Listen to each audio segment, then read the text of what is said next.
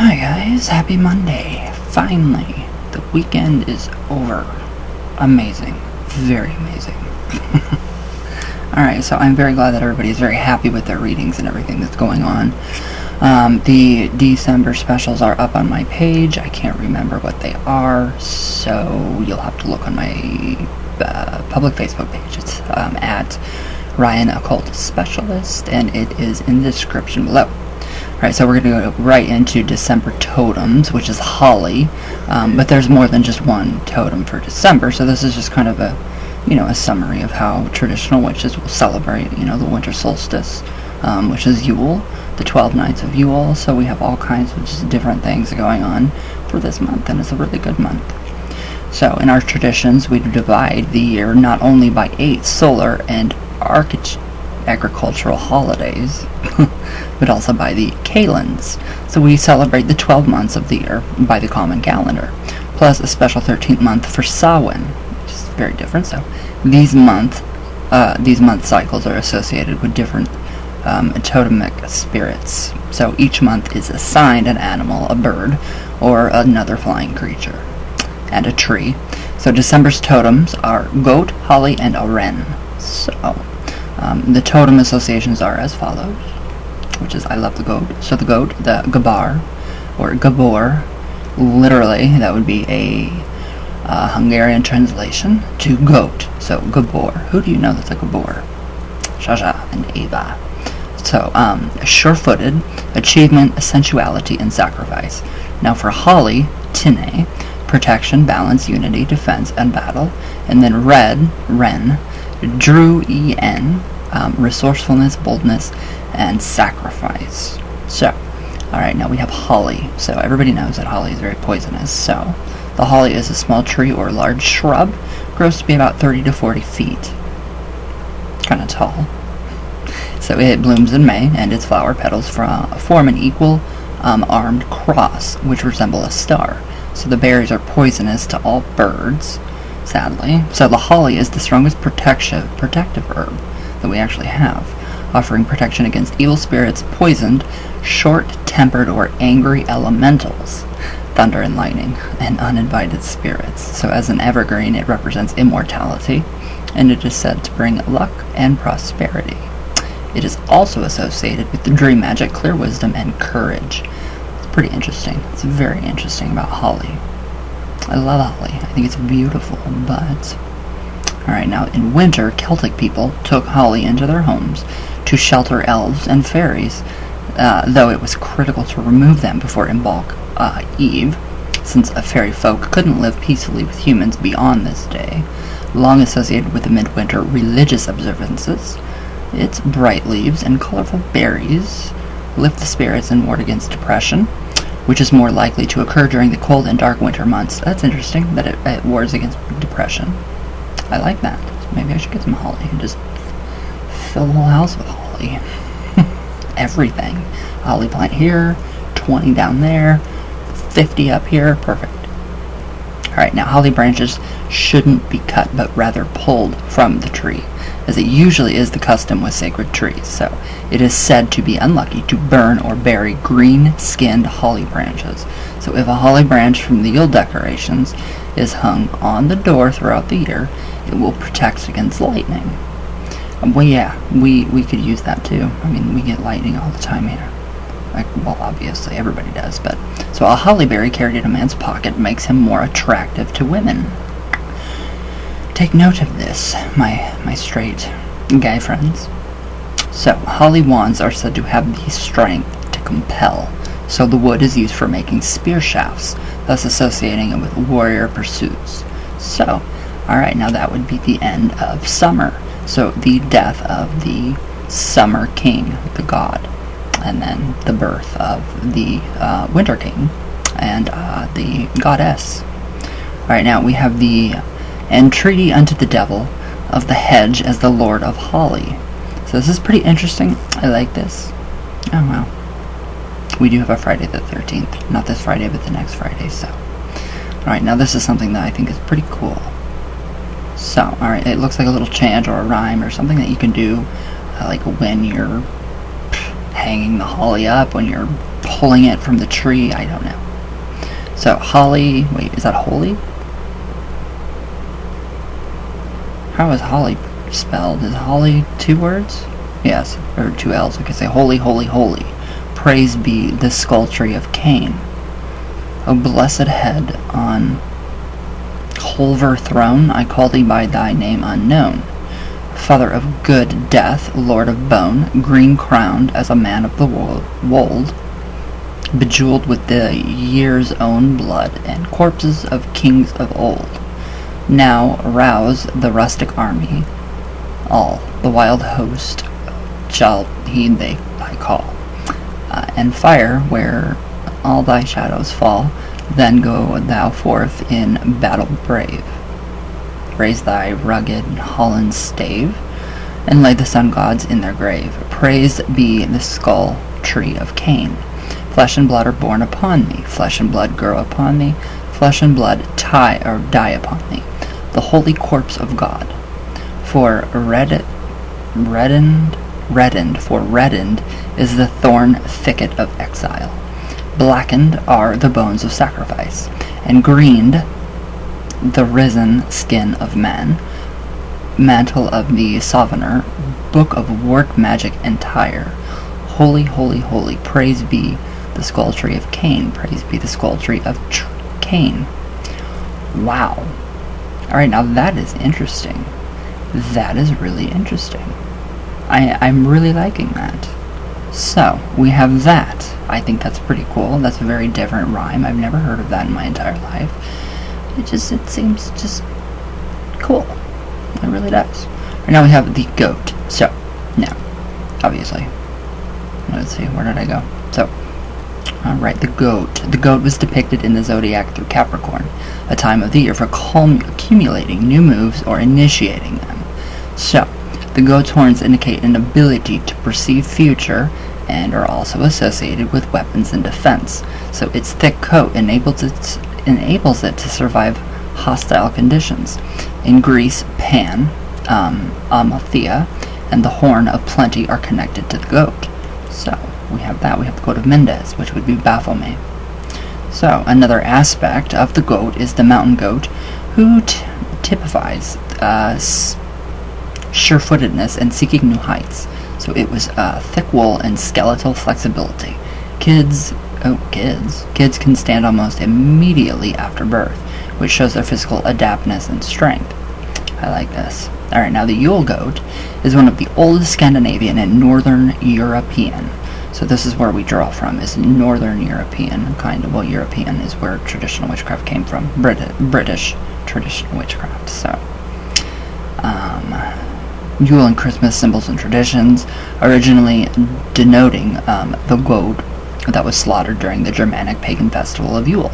So a Yule goat now typically refers to a goat figure made of straw. It is also associated with the custom of wassailing, sometimes referred to as going Yule goat in Scandinavia. So there's so much culture and just so much stuff surrounding all of this. The totems, everything, the seasons, it's really interesting. Now, a Swedish custom that continued up into 1940 to the 1960s in different parts of the country was the Yule sacrifice, so involving a person dressed as a goat witch after undergoing a mock sacrifice is resurrected. So, alright, so it's totally like a mock sacrifice. You don't have to worry about anything crazy like that. So, where did I go? Ooh, Sir James George Fraser. Yeah, Fraser, I love you. I love your books. You're amazing. Alright, so it has described its performance as follows. So the actor, hidden by a coverlet made of skins and wearing a pair of formidable horns, is led into the room by 2 men, who make believe to slaughter him. Yes, they just totally make believe it. Okay, good. While they sing verses referring to the mantles of various colors, red, blue, white, and yellow, which they laid on him, and after the other, one on the other. One after the other. At the conclusion of the song, the Yule goat, after faggoting death, jumps up and skips about the amusement of the spectators. So that's pretty interesting. I mean, that's really, really interesting. So, alright, I like that. I like the goat. I've always liked the goat. Don't know why. Baffle me. Now we have the wren. So, the wren is obviously with resourcefulness, boldness, and sacrifice. So the wren is a bird, obviously. We all know that. So this would be kind of tying into Thoth, if you will. Alright, so of all the birds venerated by Celtic peoples and associated with the Druids, the humble wren is the most revered. The wren was said to be crowned the king of the birds, after riding an eagle to the highest point in the sky, above all other birds, and then soaring above even the eagle. The wren is noted for its cunning for this stunt, and for the trick of building many false nests to lead hunters away. That's pretty clever. Those are clever little birds. I like that. So, Breton Druids claim that it was the wren who first brought down fire from heaven, forever scintillating its tail feathers, causing the wren to have its distinctive blunt tail. So, there is a Manx legend of a mermaid who transformed into a wren. So, causing sailors to wear wren feathers when at sea to protect them from drowning. So it's probably like a siren. That's what I would actually guess. Alright, so the wren, mighty king of the birds, dies a king's sacrificial death each day on St. Stephen's Day, December 26th, when it is hunted by the wren boys. So Irish tradition holds that the wren symbolizes the old year, the Holly King. So that is when the Holly King is. While the robin symbolizes the year to come, the Oak King, born as the newly risen sun at Yule. So this is very interesting. This is a new take. Some of this is even new to me. That or I just totally forgot about it, which I probably did. So originally groups of small boys would hunt for a wren, and then chase the bird until they either have caught it or it has died from exhaustion. Well, that's just kind of fucking rude. I think that's very fucking rude. So, the dead bird was tied to the top of a pole or a holly bush, which was decorated with ribbons or colored paper. Alright, so this is way back when. I mean, I don't know who the hell does this shit now. I wouldn't. Alright, so early in the morning of St. Stephen's Day, the wren was carried from the house to house by the boys, who wore straw masks or blackened their faces with burnt cork and dressed in old clothes. At each house, the boys sing the wren song. The wren boys' song, such as the wren, the king of all birds, on St. Stephen's Day was caught in the furs. Although he is little, his family is great. I pray you, good landlady, give us a treat. My box would speak if it had but a tongue, and 2 or 3 shillings, it would do it not wrong. Sing holly, sing ivy, sing holly. A drop just to drink, it would drown melancholy. I see where we're going here, we're getting drunk. And if you draw it of the best, I hope in heaven your soul will rest. Aw, that's really sad, the bird. That's sad. But if you draw it of the small, it won't agree with these wren boys at all. The wren, the king of all birds, on St. Stephen's Day, was caught in the furs, up with the kettle and down with the pan. Pray give us a penny to bury the wren. Oh, that's sad. The bird, that's really sad. That's what I'm like in movies too, like horror movies, people die, or just romantic comedies like on Hallmark Channel, whatever, people die. I'm like, oh, okay. But then when an animal dies, I'm like, oh, no. So sometimes those who gave money were given a feather from the wren for good luck. So the money collected by the Wren brothers, the boys, was used to hold a dance for the whole village known as the Wren Dance. I think that's really, really interesting. That's really interesting. It's a pretty cool way of kind of giving back to the community in a way, maybe. I don't know. I just don't like the fact that the bird was tortured. If it was even tortured. Right now we have the faces of the Holly King, which is very interesting. So, there's many names. So we have Jennacott, Woden, Odin, Gwyn, and Nud Arwen, Juan, Krampus, Hob. Oh god, a lot. Old Nick, Pan, Baphomet, yeah, there we go. Scratch, Puck, and Bucas. So, Station of the Wheel, North, West, Yule, December, Glass Castle, Cold Moon. So, Totems, the goat, holly, and the wren, obviously. Tools, we have the glass orb, the druid's egg, or Glaini Nidir. The egg, druid's egg. I wonder, I'm looking up, like, I wonder, what kind of egg is that? Is that a djinn? Or is that the egg? But anyway, alright, now, the Holly King is a speculative archetype of modern studies of folklore and mythology, which has been popularized in some neo-pagan religions. So in his book, The White Goddess, the author Robert Graves proposed that the mythological figure of the Holly King represents one half of the year. So while the other is personified by his counterpart adversary, the Oak King, the two battle endlessly as the season's turn. So at midsummer, the Oak King is at the height of his strength, while the Holly King is at his weakest. This is just all about balance in nature. So, the Holly King begins to reign his power, and at the autumn equinox, the tables finally turn in the Holly King's favor. He later vanquishes the Oak King at Yule. So, Graves identified a number of paired hero figures, which he believes are variants of this myth, including Lelah, Githus, and Peregrine and Gwither, Lug, and Balor, Balin, and Balin, Gawain, and the Green Knight, the Robin and the Wren, and even Jesus and John the Baptist. So we see where everything came from. Alright, so, okay, now, Woden's, or Wodenaz, is the reconstructed Proto-Germanic name of a god, Germanic paganism. So Woden probably rose to, prominence during the migration period, gradually displacing Tyr as the head of the Phantom pantheon in West and North Germanic cultures. So testimonies of the god are scattered over a wide range, both temporarily and geographically. So more than a millennium separates the earliest Roman accounts and archaeological evidence from the 1st century from Odin of Edda and later medieval folklore. Wow. So we have all that. We have all that proof historically dating back, agriculturally dating back to today. That's pretty interesting. So, alright, now, a celebrated late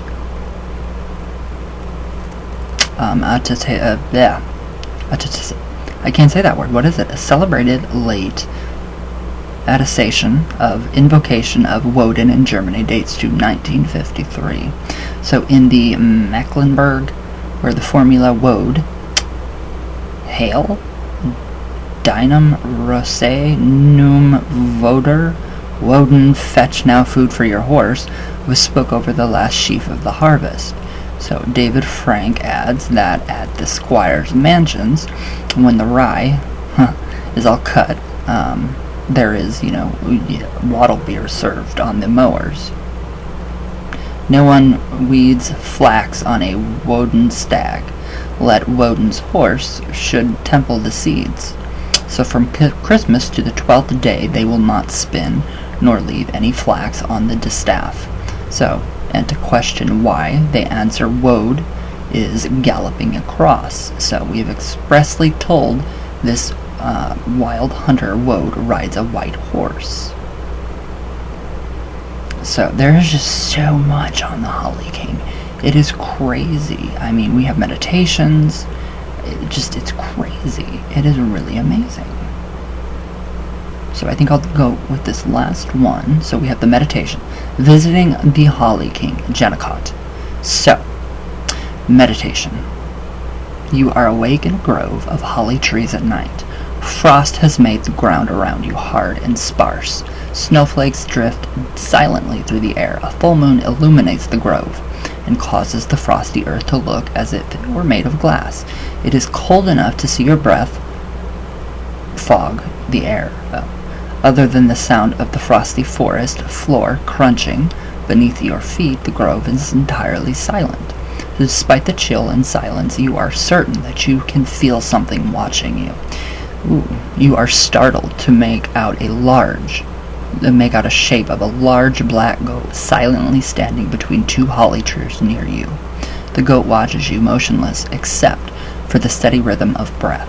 As he stares into your eyes, you can feel that you can hear his thoughts. The goat claims he has something important to show you.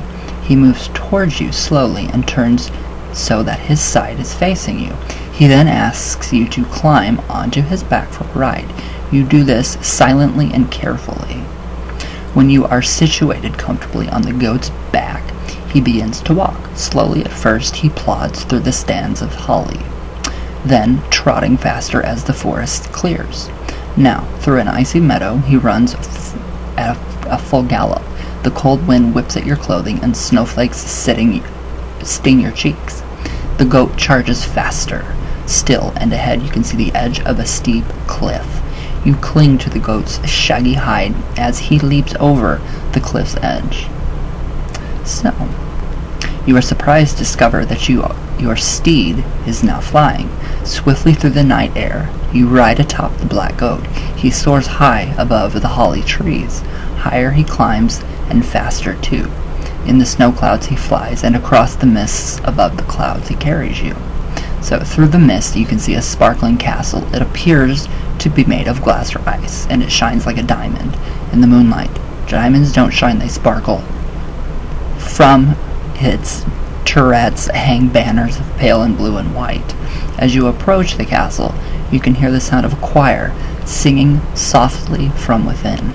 The goat alights on a snowy bank near the great mirrored castle doors.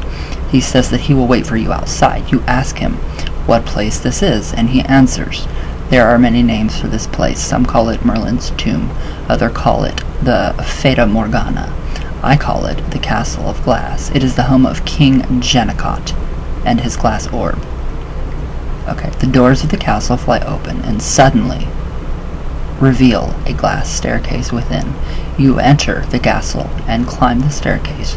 You are surprised to find that although the staircase is very long and the climb is an easy one, so as though you were floating. Yet, as you reach the top of the stairs, you find that you are suddenly grasping for breath. In front of you are two large, intricately